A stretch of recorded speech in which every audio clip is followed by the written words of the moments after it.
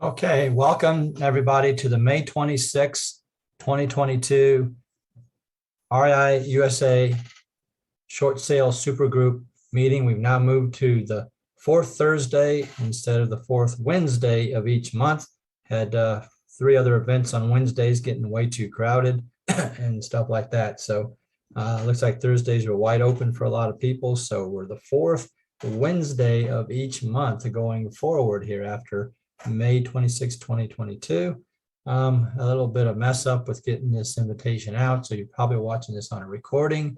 So I'm going to skip the market update and try to keep it to the required 30-minute time frame. And a lot of people have wanted the analysis of bank calls and seller calls and stuff. So we're going to do a little bit of analysis tonight on short sales with reverse mortgages. So I've been having a lot of questions on that. So I've got some recorded phone calls with sellers who had reverse mortgages, and we'll talk about. We can ask some questions about the reverse mortgage process, and so we'll cover a few things in here. We'll keep it short for everybody tonight, and this will kind of be dedicated a little bit to reverse mortgages, but also to seller calls. We always want to hear any kind of seller call that we can with it. So go ahead and throw your questions into the chat box. If you're watching this later, email me at davidrandolph@realtyrenovator.com or text the word short, S-H-O-R-T, to my phone number at 636-685-2990. So that's all you really need to do is just text the word short, and we can connect, and I can send you I've got a longer free video and slides. It's about an hour and a half. If you want more information, it's more comprehensive. It kind of wraps a lot of stuff together that we've talked about over various sessions in the past. And so that's a free video and slides. You can call me or text me at my same number, 636-685-2990 with any questions. So reach out to me here at any time that you're watching this video on it. If you're live, you could ask questions. There's other people here that are asking questions. So, you should feel free to ask questions also. So let's go ahead and play. So these got a coaching program. This is in my CRM system, and we record all seller bank phone calls. So we're going to play an analysis of one. I'm going to play one and analyze it and listen to it. You're going to take notes. You're going to write down the procedures and the techniques you hear in here. Okay, with it. So in my one-on-one coaching, we go through this and we use bullet points and we say, look, this is certain key things you want to always be saying to the seller. And so we're not just listening these to listen in on somebody gabbing on the phone. It's technique we're following. And these are some of my students. Some of them are with me. And so my students are learning. So we kind of have some, in my one-on-one coaching program, they're learning. So we kind of have to back up and correct some things they may have said. But, just take a lot of notes on this. Email me, davidrandolph@realtyrenovator.com. If you got any questions, feel free to ask me anything you want. I love talking about short sales with it. Market update for May is still 1.5 million people. Foreclosures keep increasing every month. I had several short sales that we just did, over $100,000 profit on the first one. On my best students, the banks are dumping the houses, guys. And so we've got a lot of short sales going on with my active students, in short sales because of the forbearance. There's 1.5 million people still that are delinquent. And so that's who we're targeting. So let's go ahead and analyze some calls here. Feel free to ask any questions in the chat box. So we're going to go ahead and pick up. We had done this call, the first part of this call, the last time we'd done the 21-minute. This is a follow-up to it. We don't really have to read. I'm not going to redo the 21-minute one, but I said last time we would finish that 9-minute one. So we're going to go ahead and play this call here with it. And then I don't at this point actually remember now what this one was about, but we'll go ahead and listen to it here.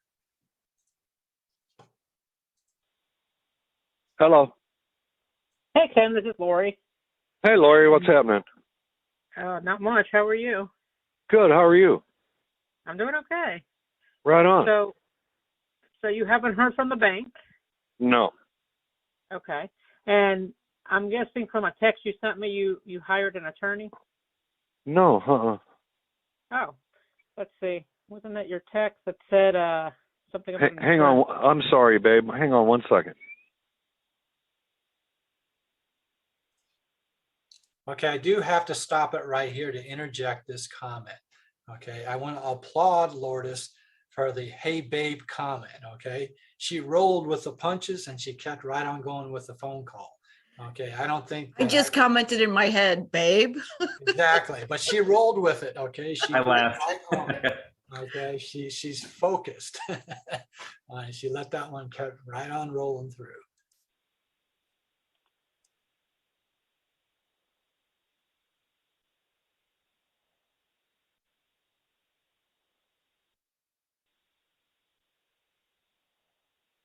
Trying to get it to play here. Let's see. Wasn't that your text that said something about an Hang on. I'm sorry, babe. Hang on 1 second.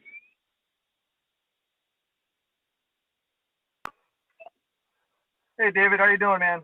Sorry I'm late.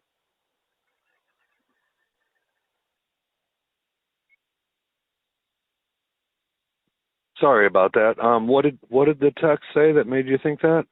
That's okay. I'm trying to find it on my phone. I have so many texts. It's crazy. I'll No. find it. No, I did not hire an attorney. No.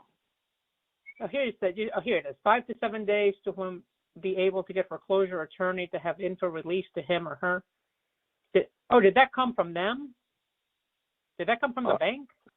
I guess. Oh, the screenshot that I sent you? Is that a screenshot? No, this is a text. It says MD Fax is an email address that I have to send a reinstatement request to. 5 to 7 days to then be able to get foreclosure attorney to have info released to him or her. Oh yeah. That was quite a while ago, Lori. That's what the mortgage company.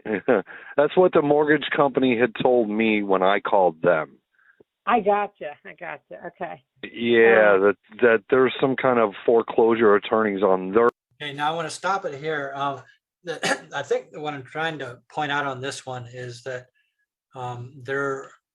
it's dangerous when the homeowner is talking to the bank. But here's what's been happening lately. The bank's been calling these people per the CFPB rules. And so the homeowners have been having to deal with these issues themselves. The sooner you step in, the sooner you get them to quit talking to the bank with it and stuff. And so we've noticed this quite a bit.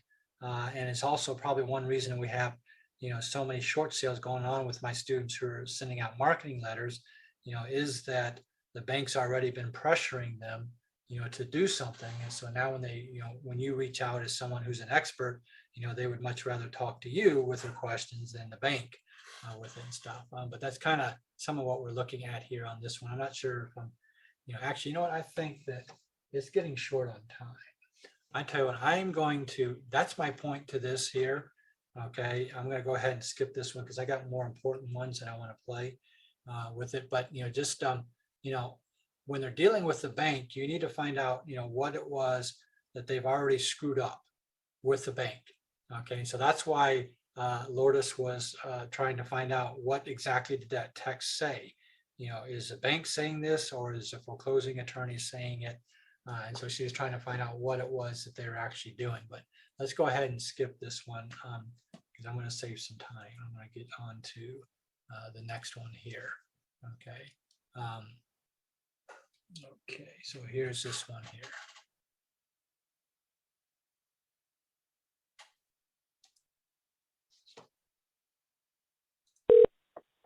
Hello. Hi, this is Carl Crane with the Housing Problem Solvers, returning your call. Oh, yes. Hi, how are you tonight? As best as I can get.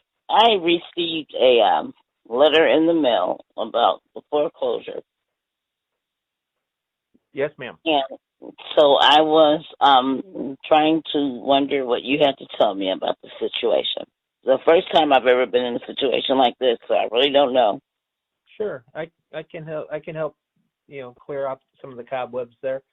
So, it looks like your property has been posted in the legal newspaper that there's a foreclosure auction scheduled for March 11th. Yeah. And you know, if you don't do anything, then they're gonna probably sell your house on the courthouse steps on that day. So we send out letters to people, you know, to people in that situation, let them know that we may be able to help, depending on what you want to do with your house, what you've done so far with your loan, what type of loan it is. The more the more information we have, and the quicker we work, the more options we have. All right, and that's the whole thing. The house was a reverse mortgage, and since you see everything, do you see how much the reverse mortgage is about? No, I don't see everything. I just see what was posted in the legal newspaper. Yeah, well, pretty much they're saying $119,000. That's what you owe on that property? Okay. Yeah. What you owe the bank? Okay. And then I did look up in the database for St. Louis County, and they're assessing the property at $90,000.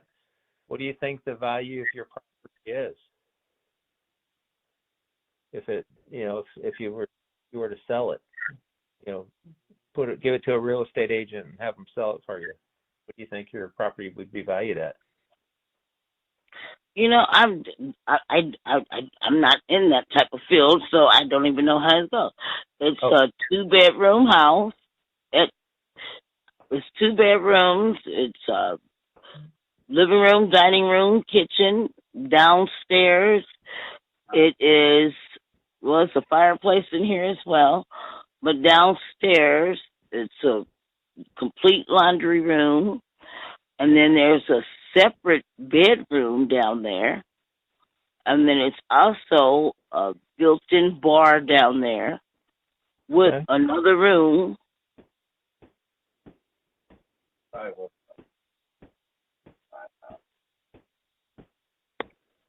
Okay. And have you guys thought, so if your house gets foreclosed on, do you guys have somewhere to go? Have you thought about what you're gonna? I need help with that as well. I'm saying everything just springs up. Everything. I'm trying to find a place to move into with all this going on. Everything just springs up. It's only been this. We just got this 2 weeks ago. Yeah, so Missouri is a 21-day state, so they only have to give you like a 21-day notice that your house is going to go up for foreclosure or to the foreclosure auction. So it's kind of bad about living in Missouri. They don't give you a lot of time to make plans. Assuming you don't have the rich uncle or rich grandchild that's going to swoop in and pay off. I'm assuming they want some type of money just to keep going, or are they wanting it all, or did they say? No, they just said foreclosure. Huh. Yeah. Because the house was in my husband's mother's name, and they did a quick deed to my husband. Okay, and is that Anthony? Yes. Is Anthony's name? Yeah. Okay. Well, we're looking at, like I said, it's like, okay, if they are asking for 119, that's what's owed to the bank. I'm like, who's going to be able to help us with that? Right. Yeah. So that is the big problem, because if the bank wants 119 and the house, according to the St. Louis County Assessor's database, the public records, they're only taxing the house at 90,000. It almost behooves you to give the house to the bank and let them have it. I mean, that's a terrible thing to say. I understand that, but so let me do a little more research. Would you mind if I called you back tomorrow afternoon? That'll be fine. Okay. And is this number I called you on, is that the best number? Yeah, that's fine. Okay. Yeah, let me ask around the office here. I'm not that familiar with the reverse mortgages. I'm assuming you took this out a long time ago on the reverse mortgage? Yeah, he said like 99. 99, right. Okay. Okay. Yeah, let me see if we have a reverse mortgage specialist in our office. And if you don't mind, I'll give you a call back tomorrow afternoon and see if we can't come up with any better ideas. Okay. All right. And I'm sorry, your husband's name is Anthony, and what was your name? My name is Clarissa. Clarissa. Excellent.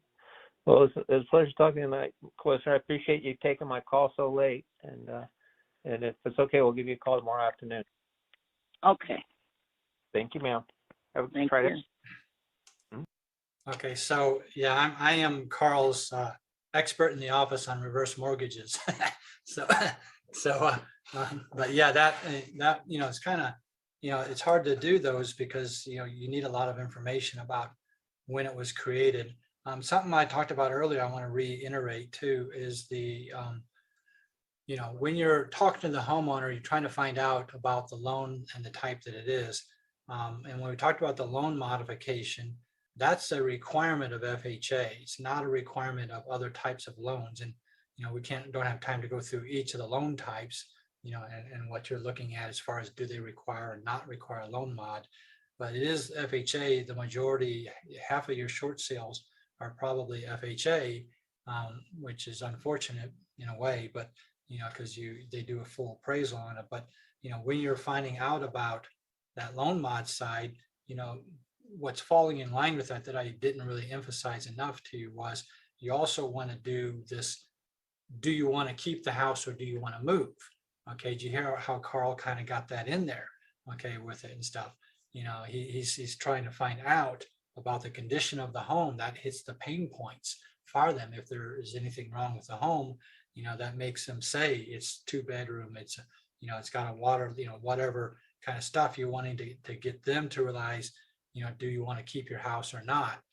Because that will determine where you go. If they say they want to keep the house, then in all loan types, for all loan types in my script, in essence, okay, my script that I have is that then, you're going to have to, do the loan modification if they want to keep the house with it and stuff. And so if it's FHA and they want to keep the house, then you have to do a loan mod because that's what they want. So, that's kind of one of the early on things with that is, are you wanting to keep it or are you wanting to move? Now, here's another trick that I want you to write down if you don't go back and listen to this. Did you hear the technique? Okay, so Carl's one of my better students. He just made over $150,000 on the house he just sold on Bear Mountain Drive. Okay, bought it for $82,500, put $75,000 in it, and sold it for $302,000. And stuff. And so, he's good at these things and you don't even hear it. Okay. I mean, just listen to his parting words. I apologize for calling so late. Okay. Look at it on the screen. It's 5:15 p.m. But he recognized that it was an older lady. Okay. And they go to bed at 7 or 8 o'clock at night. So their day is over with. So he apologized for calling so late. Okay, even though it's only 5:15 in the evening with it and stuff. The other technique I want you to write down, don't ever claim you know what their house is worth. Always blame it on the county assessor's database. Do you hear how Carl referred to the St. Louis County $90,000 value for it? Okay, you blame it on somebody else. Now, a lot of times when I do the technique, I say, according to the, St. Charles County Assessor's database, they've got it at 120,000. Now, I've never seen your house before in my life, so I'm not saying that's what it's worth. But hey, I can tell you what, the county wants as much taxes as they can get out of you, and so they usually overinflate the price of your house. Now, I haven't seen it, but according to them, their overinflated price is $90,000, for it. And so, always use the county assessor's database for the valuation. When they ask you, what do you think my house is worth? What do you think it would sell? Any of those kinds of questions, blame it on another person another party, the county assessor database that gives a valuation for it. So that was a neat little thing that you should write down from that call in there. Let's move on to another call here with it. Let's see here. Let's get this down here. Okay, a lot of phone calls. This ARIA Black Book system is really cool with it, stuff that you can do. Okay, so this is, I don't know, I don't remember who, oh, this might be with Carl again with it and stuff. I wanted to get Andrew's calls on here. Andrew's had some really good ones lately with it, and I'll have to save them for next month and stuff. But I might kind of ran out of time with it. But here's another call. It's a little bit long, and I'll probably wrap up with this one here, but you're going to get a lot of good techniques in here. And once again, go back and play the recordings over. Okay, so you can kind of write them down and stuff like that. Any real quick questions about that previous call before I play this one?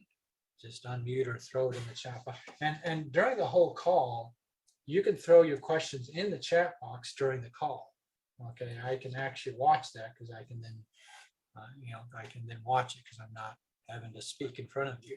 So, if you have any questions during the call, throw them in the chat box. Hey, David. Yep, go ahead. I didn't hear him try to push for the ATR form to get signed. Had that already been done in this call? No, it hadn't.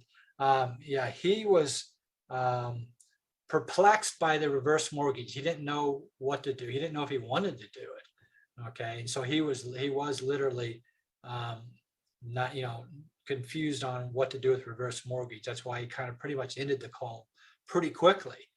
You see a lot of these calls are 15 and 20 minutes long because you're going through this very long dance, with the seller. You're more just having a conversation, and that's why it's good for you, Charles. You've been studying and studying and studying this stuff, to get that head knowledge. You can be prepared to have long conversations. Carl wasn't prepared because he wasn't trained on reverse mortgages. I didn't train him on that. And so we've had to kind of develop, some techniques of which, Lourdes, Spencer, I don't know if she's on here or not, we're really drilling down with the banks on those in the deep level on how they work on the inside with it and stuff. But yeah, he just wanted to get off and then, get a hold of me and find out whether he wanted to be involved in this or not. And he actually ultimately decided not to. If you look here, you don't see any other phone calls. He chose not to spend his time. Look, he made $150,000 on the last house. You think he's going to want to waste his time on a house that would have, costed him $15,000, 10%? Okay, I mean, it's, he's going to spend his time where he can make the most money with it and stuff and everything. Hey, So David. he chose not to. Yeah, go ahead, Michelle. Hey, thanks, David. So what I heard her say was that being a reverse mortgage was from his parents, I believe, to him, and a quick claim deed, I guess, is what transferred that over. Is anything else needed for that to be a clean and clear property for our purposes? Yeah, actually, that was another mistake that they made. And it's very specific in the reverse mortgage paperwork who the house goes to when the borrower passes away. In the old ones that shafted families, shafted old people, when the husband died, the wife did not get the house. She got kicked out of the house. Horrible as that sounds, okay? Right. In the FHA version, okay, there's an automatic right of survivorship for the spouse to be able to stay in the house with it. So that's a good point. They actually messed that up.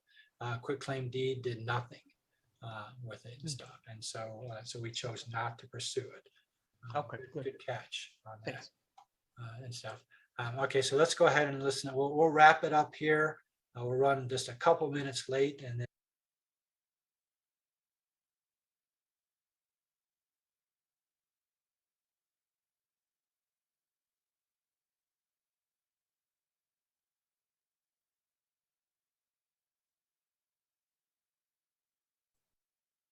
okay, so let's get this back working here. So, okay. any questions? Anybody got anything in the chat box or anything like that? On that, just email me, David Randolph at realtyrenovator.com. A little bit on reverse mortgages. They're a very large percentage going on right now. And so we'll get a lot of questions on that. Same thing with the deceased, people probate type issues. You don't have to go through probate to do a short sale. There's a very special technique that I do to avoid probate on a short sale. So those are bigger percentages than there are in the past. Anyway, just let me know if you have any questions. That's the end of this May 2022 short sale supergroup leader recording, and did another analysis of some recorded phone calls that I had with it. People seem to keep liking that. If you got other material requests, please email me in or catch me on the Facebook group or something like that. Once again, thanks a lot, guys, and I will talk to you later.